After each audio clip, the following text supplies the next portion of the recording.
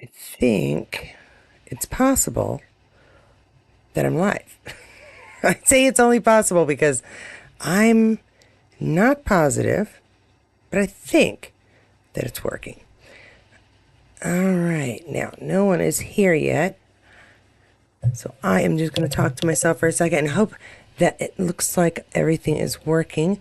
My cat is going to walk on by and make sure that is working. Um,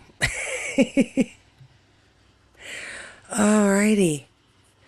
Yep, it is just me right now, so I'm just going to talk to myself for a second. But I am going to, for those of you who tune in after this is recorded, I'm going to explain really quickly what I am doing. As of today, out of 4 payments for the gathering at Sassenach City, I have made 3. Now, as kind of an excuse, I'll be honest, it's just an excuse to try some of these different spirits that our stars have been working on.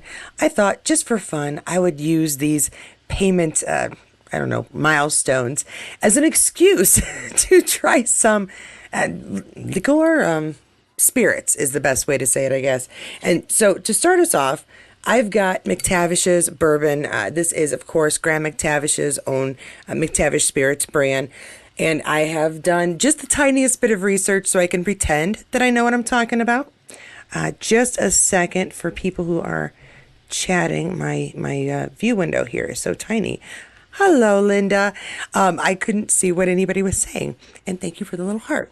My tooth. So anyway, again, as an excuse, I went ahead and got this. I did also get Sassenach whiskey, but I'm not going to do anything with that until the 4th payment.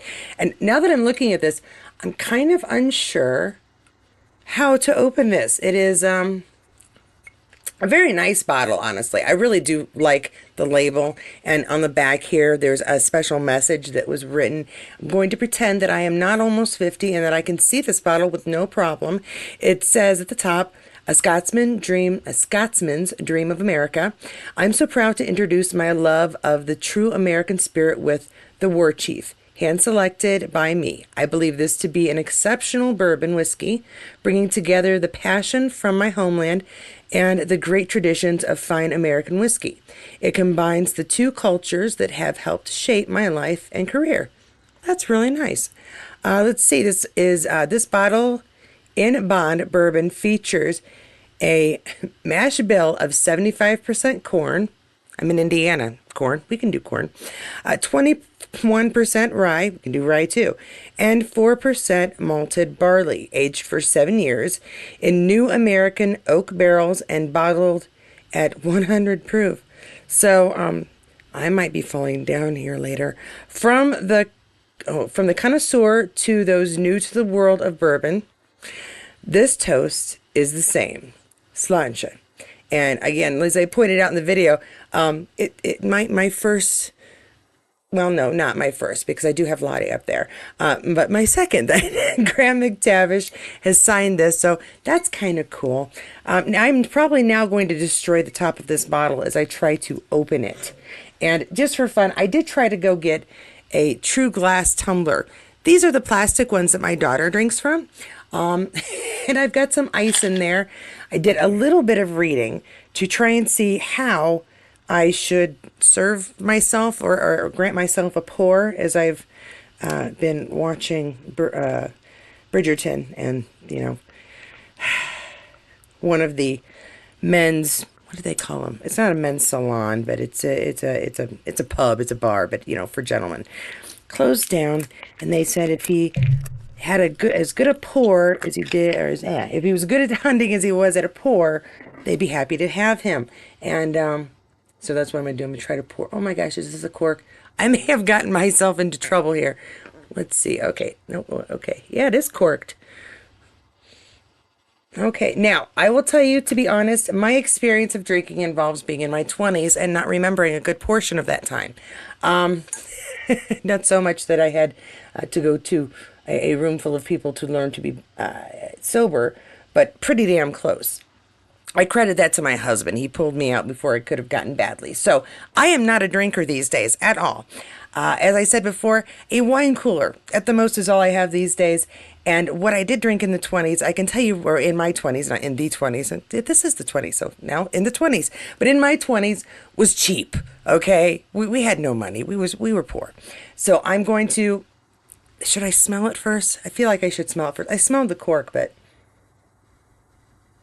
now I was reading up a little bit to kind of see what it is I'm supposed to be looking for in this, and there's two main points that apparently I should be looking for is it smooth or does it have a bite? I can definitely tell you from what I remember, anything I had before had a bite. I also did try to look and see how much is a decent serving, and I don't have anything to measure this. I'm going to be eyeing it, but I think if it's just at the top of the ice, that ought to be just about right. And I'm sure I'm pouring this wrong, but we're going to call that a good pour. I'm going to put this down for a moment, and I'm going to put the cork back in this because I can definitely see myself knocking this over and then having a mess and a smell that I don't want to. Not that it's a bad smell. All right, so I'm supposed to twirl this around a bit. It's sweet. You can smell the alcohol, obviously, but there's a sweetness to it. So I kind of appreciate that. It's a wine cooler drinker. And it's not a bad smell, though. It's fragrant without being overpowering. I can tell you that much. The ice might be watering it down a bit, which is probably good for me. Let's take a sip.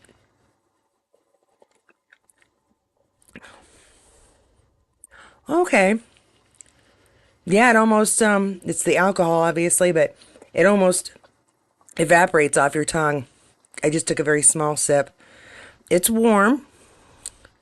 I do taste a bit of sharpness, but once it gets past the tip of my tongue, it is smooth. I would go with smooth. I don't know if I'm supposed to be there were lots of things like you're supposed to be able to taste the wood from the barrel, the smokiness, the what was it, leather, tobacco, all kinds of stuff you should be able to smell in it. Taste in it. I'll be honest with you, I just taste the alcohol. But it's not bad. It's not bad. All right, now I'm losing viewers because this is apparently very boring. I don't blame you. But I'm going to have a little chat now about Bridgerton. I know we're all here for Outlander or Star Trek, but I've had this on my mind for a month, to be honest. As you may or may not know, Bridgerton started its third season last month and gave us the first 4 episodes because splitting seasons is super fun and fans always appreciate it. And that's my life for the video. So I was once just amazed with the first half of it. Ever since the first season, my favorite character has been Penelope Featherington. I have... Can I just say that I relate to her in a lot of ways, not just because we all have perfect breasts, as Nicole said in a great little clip I saw on TikTok about the body type and being brave about showing herself in such a way. And she makes a comment about, yes, there's so few of us with perfect breasts. It is difficult. So as another perfect breast person and absolutely nothing else, just wonderful curves, I appreciate her character as the wallflower, as the maybe not most obvious beauty in the room, although freaking A, her dress, her makeup, her hair this season, oh my gosh. Colin, good choice. Can't blame you. Penelope, good choice. Can't blame you either. But I always adored Penelope, and that's long before we got to the, big surprise of who she really was. And ever since then, of course, the big concern is, what is going to happen once everybody, knows who she is? I also absolutely, from the first moment that you saw Penelope kind of goo-goo-eyeing over Colin, thought, oh, okay, that's the couple. That's the one I'm rooting for. I'm going to have to root for them till the very last season. There's no way they're going to hook up early because everyone's going to be watching these two. It seemed obvious to me. And now I'm sort of lost, kind of wondering what it is I'm looking forward to in the 4th season, although there's some good stuff. Now, in the 3rd season, I'm going to go over a couple of the Bridgerton family, and please kick in something if you're curious or completely disagree with something I'm saying. I'm glad we're up to 6 viewers again. And again, if you have anything to ask about anything else, please do so. But I will be rambling about Bridgerton. Out of everybody, I think the fact that they just barely touched on Francesca and yet married her off is telling. We're going to see more of her story later, if for no other reason than the introduction of Michaela at the last moment. She did exactly what the Dowager says happens when you meet that person. She forgot her name. It was great. And obvious.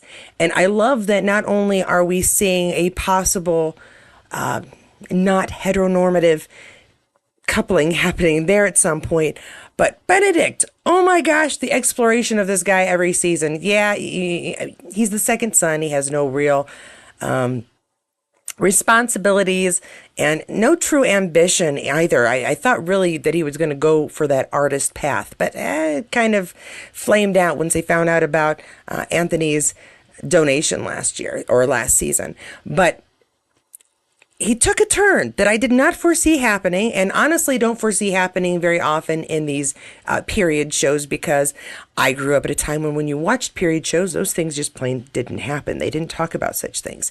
And with like Outlander, Bridgerton has happily touched on this here and there. And another thing I really enjoyed about this sixth season, I'm going to stop talking about Benedict for a minute, but I am going to let you know that I hear that in the fourth season, it's going to all be Benedict, and he's going to be the project for the Dowager. What was I going to say? I was going to say I'm going to take another sip of my whiskey, since my mind is already going a mile a minute while I'm thinking about all the things I'd like to talk about. Okay, so Francesca, kind of a quick romance. Benedict went in a whole different direction. And Francesca at the end may be as well. We may see that in the future. I'm looking forward to it. I also really appreciate Bridgerton because of the diversity. And I know I say that a lot about Outlander when they're able to put it in. And if you watch my Star Trek videos, you know I talk about it all the time. I appreciate it. I live in a very small town where kind of everybody looks like me, but with brown hair. So I'm happy to see a variety of faces on Bridgerton. And I loved the inclusion this time of a deaf person. Did you catch that? The BSL being done during the presentation to the Queen. Love it. I've been trying to convince people at Star Trek to get some deaf people in there. They could do one really easily. I've got it all figured out. Bridgerton beat them to it and did it really well. And I'm not counting the Next Generation episode where they had a deaf ambassador. That didn't count. I'm talking about a regular character. So even though we may only see them from time to time, we did see the mom, call and, Cressida, a devil. That was great. And I don't know BSL. I know a little bit of ASL. I can kind of fake my way through an introduction, a small conversation.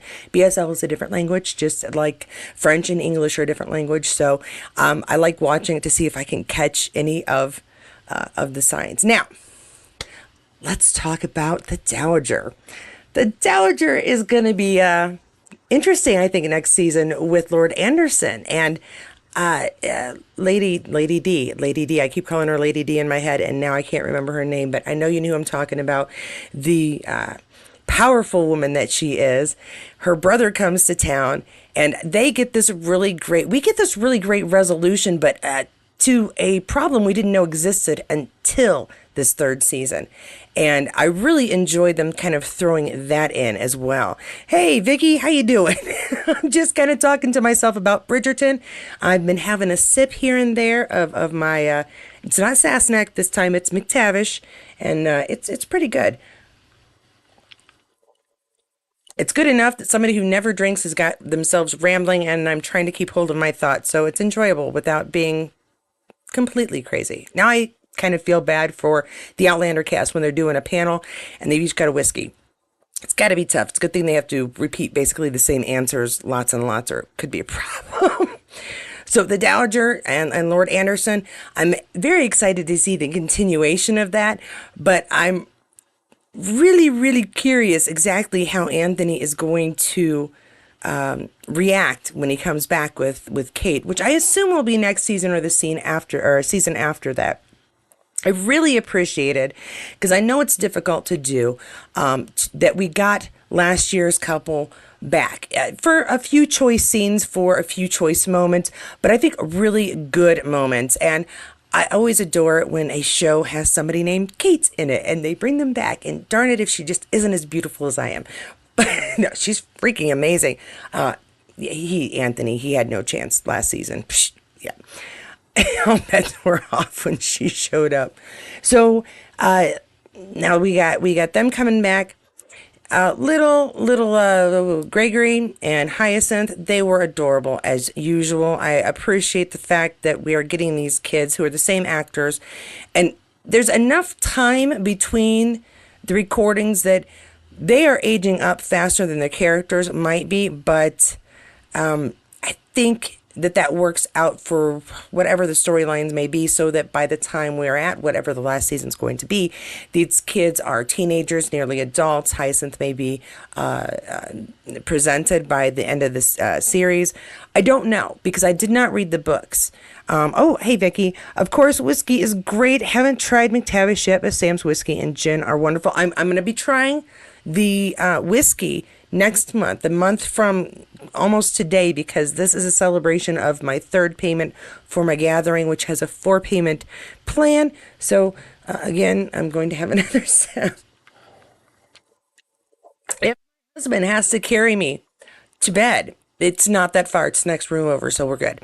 And so I'm just thinking ahead. Now let's see. We've had Benedict and Daphne's gone. Eloise, oh my gosh. After last season's embarrassment, poor Eloise, I really was pulling for her. I keep pulling for her to meet somebody, quite frankly. And I know she met the printer kid last year, Theo. That was really nice. I like that she kind of had a little moment of romance to maybe kind of understand what everybody's talking about.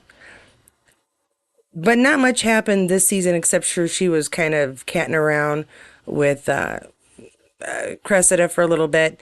And yeah, her story didn't really move along that much. And I'm kind of sad about that because next to Penelope, Eloise is my favorite. Now, I'm going to get to Penelope and Colin because, woo doggies, there have been about a million different things on Instagram and on X and just in general. And generally, for me, I don't like to look behind the scenes of a lot of shows that I watch because I do it so much for Outlander and Star Trek. I like to have a few shows where I'm going to be surprised. That's also part of the reason why I didn't read the books for Bridgerton, partly because of that. I trying not to read the next couple of books for Outlander until the last minute so I can be pleasantly surprised with things that I don't quite remember when the second half of 7 comes out. But with Bridgerton, so much of the story comes across because of the dance. It's visual because of the music, the compositions that have been taken from popular music and reorchestrated. We're not going to get that from the books, and I appreciate that so much. Plus, my imagination is not nearly as bold as the clothes that the Featheringtons wear. I love the modistes style, and I'm going to give her credit even though it's the costume designers, but my goodness, those bright colors with all that red hair, it's been fantastic. And Vicky says she's going to LandCon 7 next April in Paris and then on to Scotland. Finally, congratulations. A funny story, I was supposed to go to Scotland last year, but then my daughter said she was going to have a baby in the summer, so we decided to stay in the States. But we went to Disney World and Universal, so we got a vacation and a new grandkid. I hope you have a really good trip. I don't have LandCon on my list for the simple reason that I haven't left the country unless it involves going to Mexico and back for something. I don't think I've even been to Canada, and I don't own a passport, so that kind of trip is not only a little pricier and probably take away the rest of my trips for the year, but I have a little bit of fear. I did take 2 years of French in high school, but I wouldn't try to speak French to anybody on purpose. So good luck. I hope you enjoy it, and I hope you tell us a little bit about it too. I was going to say something, but I was caught by that. That's such good news. I would think I was up to Penelope and Cullen. I believe so. Correct me if I'm wrong. Oh no, yeah, I was talking about Hyacinth, and now we're on Penelope. So, Penelope, my favorite since the first episode, since the introduction. I have never gone to a school dance that did not begin with me against the wall. The wallflower. You may find this impossible to believe, but I don't like to talk to strangers much.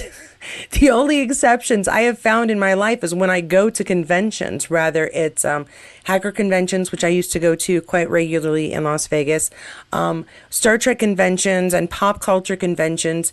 I feel like I already have friends when I walk through the door because I know we already have something in common. And so for me, it's a little easier for me to chat with people, which is why I'm really looking forward to the Outlander convention to see if it's going to be the same thing. I've heard nothing but good things from people who have gone previously. So I feel like I probably will make a friend or two. I'm also looking forward to meeting a few of you who have said that you will be going as well. That's pretty exciting because I've never met anybody in real life, I don't think, that watches here. So that'll be cool. At least, of course, the people who have invited to have chats on here, yes. But I mean, in real life. So that's going to be interesting.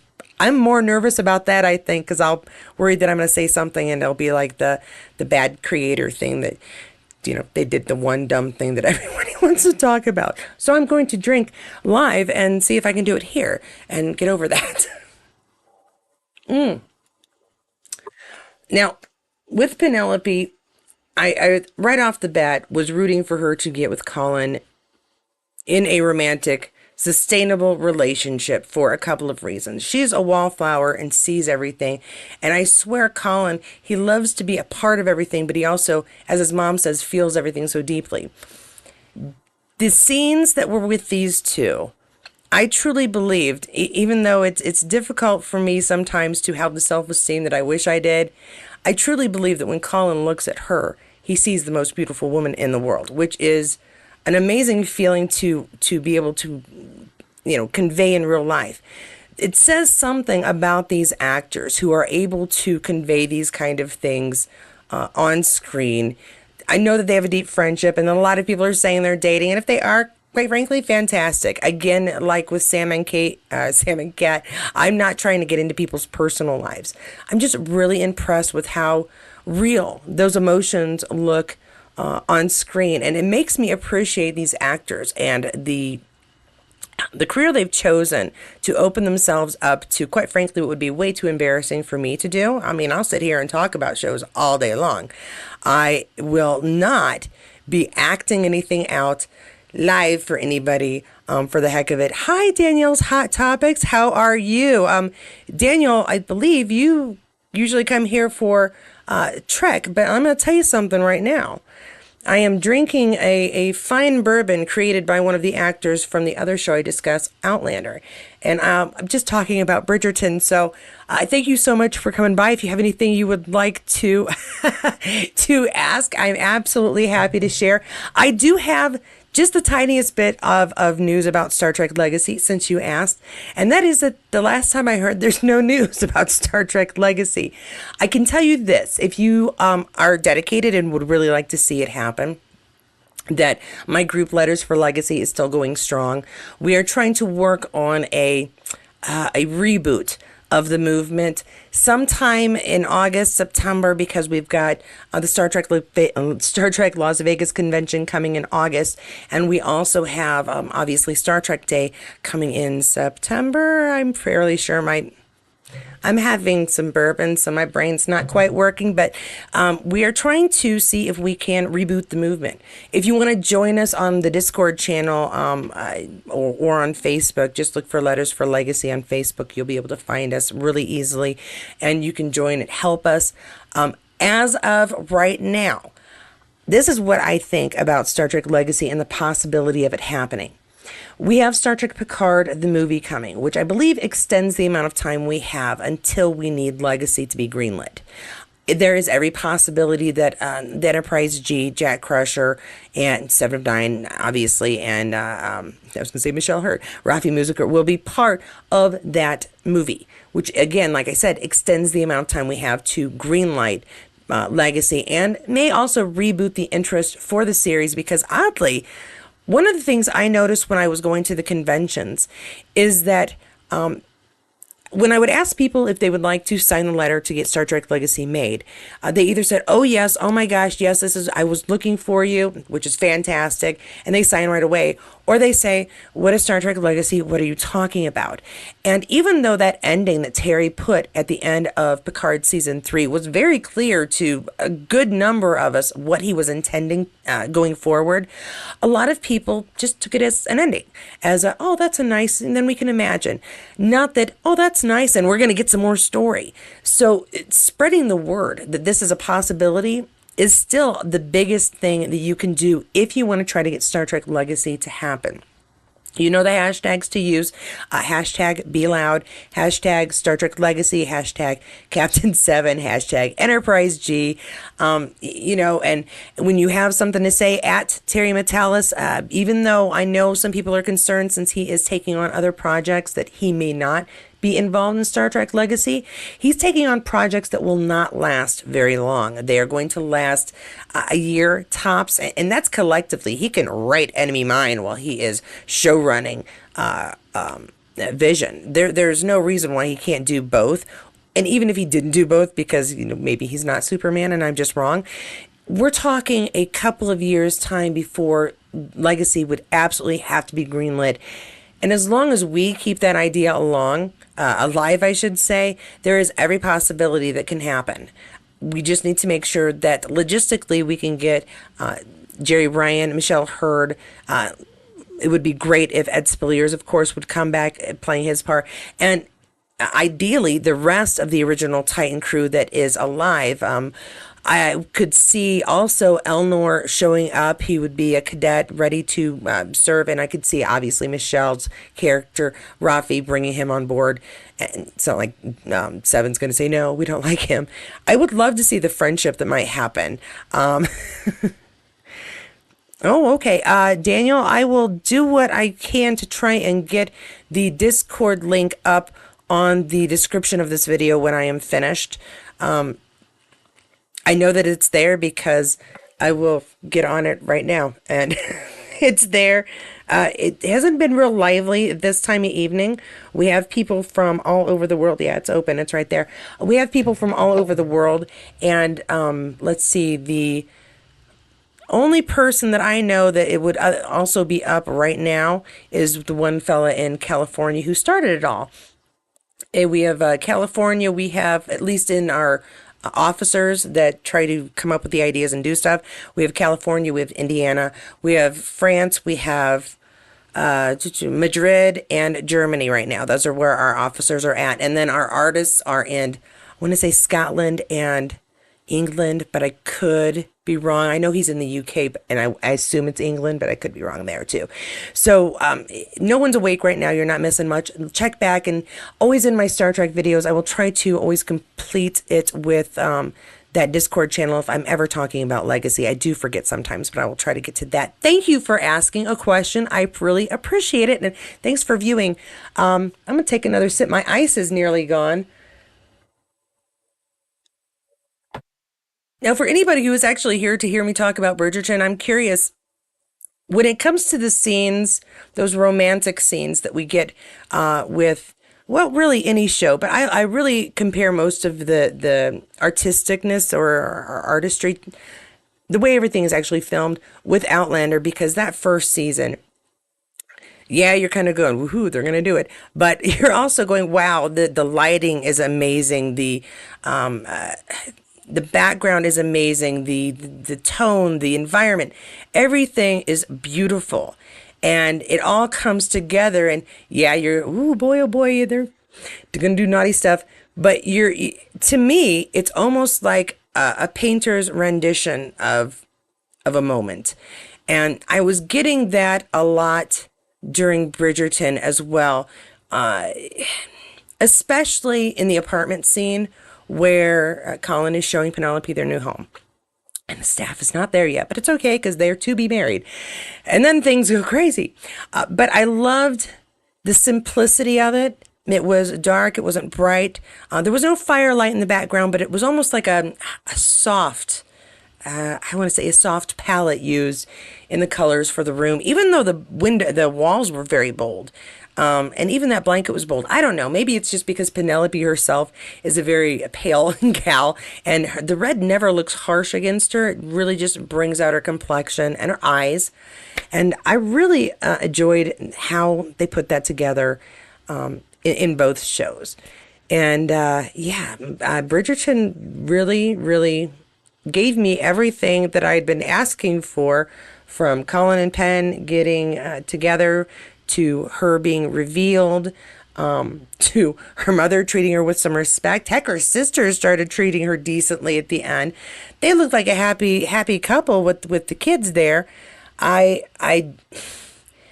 have for a second, and this is off the Penelope bit, I have for a second thought that Eloise was going to be attracted to the Queen's pick for Francesca when they started talking about books. But I was way off on that. And I don't understand, maybe someone else can explain to me, I don't understand why the Lord that Penelope was originally supposed to be wed to just sort of disappeared for the second half. I really thought he and Cressida, all right, he doesn't need somebody devoted to him, just his household. He doesn't need somebody devoted to him, but not in love with him. Cressida needs someplace safe and where he could have, where she could, be. I don't understand why that didn't happen. I'm sure it'll be explained later, and I swear, if next season we find out that Benedict and Cressida get together, I don't even know what I'm gonna say. I'm just gonna go back and watch the fourth or the third season again. Yeah. Whew. All right. I think I have babbled about all I need to babble. I'm going to say that at the end of this is definitely smooth. It isn't sharp. It doesn't bite, except for that first touch on the tip of your tongue, which I think is more because it's alcohol and I don't drink a lot. I liked it chilled. I don't think I would like it warm, but I liked it chilled. There was a little bit of warmth, but not like that crazy heat you get from cheap liquor. And although I can't tell you if there are any undertones of wood or oak or anything, I will say there is a minor sweetness to it without being overpowering, not taking away from whatever other flavors are there. And it's nice for sipping. If I were going to do shots, I would have to be 30 years younger. But, well, 20 years younger, because it wouldn't be legal if I were 30 years younger. I'm not quite 50. I liked it. It was enjoyable. The price tag was, if I recall, just around $75 to $80 for this bottle. Would I buy it again? Yeah, probably. For as little as I drink, this is probably going to last me about 6 months to a year. Sort of depends on if my husband enjoys it or not. And when I do finish it, it will go somewhere in my collection because, damn, that's cool. I do thank you guys for joining me. Thank you for Vicky and Daniel for asking some questions, trying to be a part of it. I know this is kind of weird. I wasn't quite sure what I wanted to do, but I wanted to do something to mark these occasions. And as I said, give me a little excuse to try some of these for a reason. Can't really just go buy them to drink because, again, not a big drinker. But try them to buy it and share it and see what you guys think of it. I think that has value. Oh, and I just got a bunch of new viewers. I was about ready to sign off, but if anybody here has any questions about what I think about the bourbon, which I have said is smooth, not bitey, has a little tiny bit of sweetness to it. And I'm so far able to keep most of my thoughts sort of in my head. If you would like to ask me about the channel, what's going on with my hard drive, because that's the most interesting thing happening here. Oh, did I tell you? Now I'm going to save that for later. Let's see what else. Oh, and I've been talking about the comparison between how they do the artistic shots of romance when we go with Outlander, and then what they were Bridgerton. They're very different styles, but I feel like a lot of times I'm looking at a painting rather than a movie. It's just beautifully put together, very well done.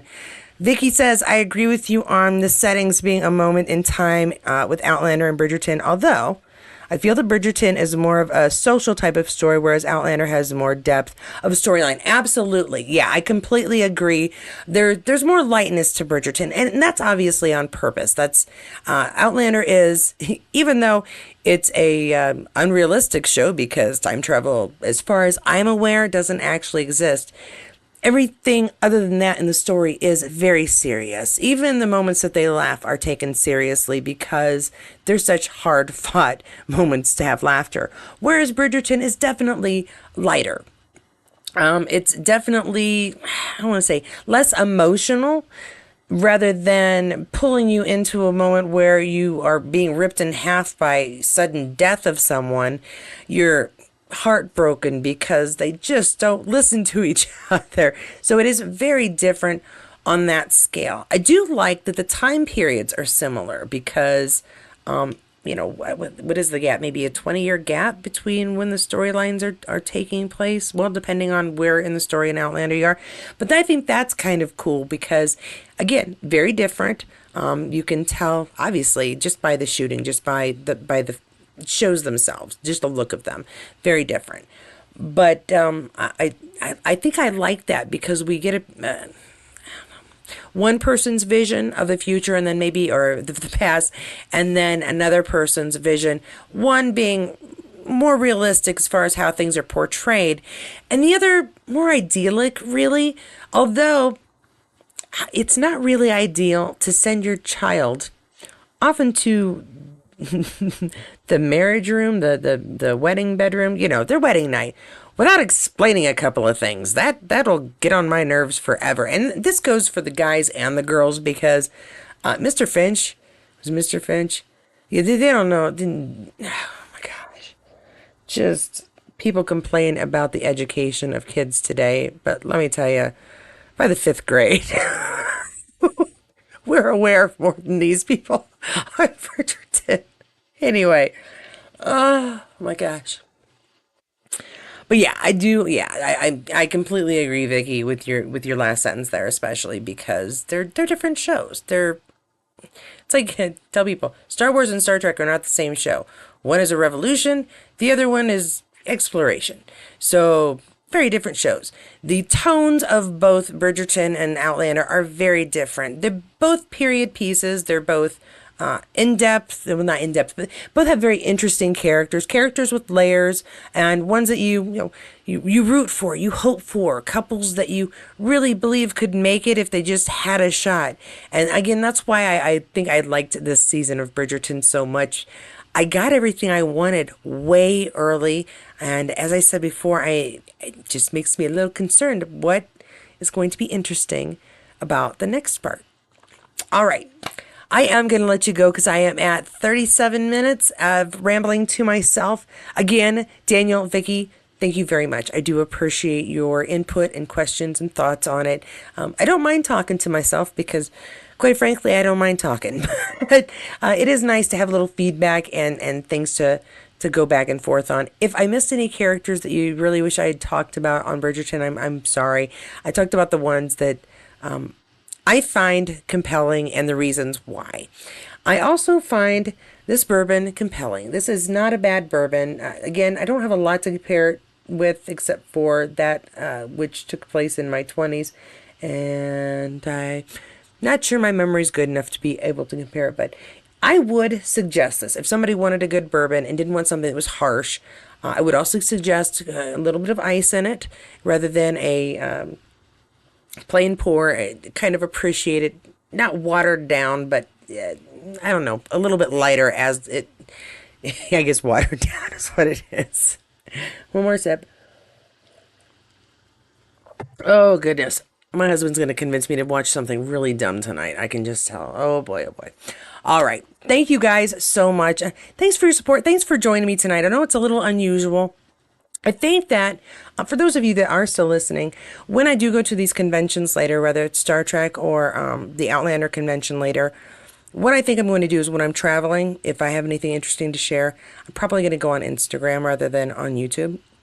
But I will, when I am at both conventions, try to do a little bit behind the scenes while I'm on the floor, and hopefully give you guys something interesting to watch. Rather, again, you're a fan of either show. If I were going to a Bridgerton convention, I'd have a better way to shoot this off. Thank you so much. Thank you, Vicky. I do plan to have a good time, and I'm going to try to make friends. Hopefully, like I said, I'm really looking forward to meeting a couple of people who have said that they are viewers and are going to be going. That's going to be really probably just way more exciting for me than them, I hope.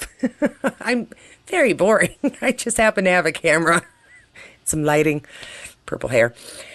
Way too much time for TV. I will see you guys. I'm not positive if I'm going to have a video out. I've been looking for content for both Star Trek and Outlander. Not positive I have enough for an Outlander video tomorrow.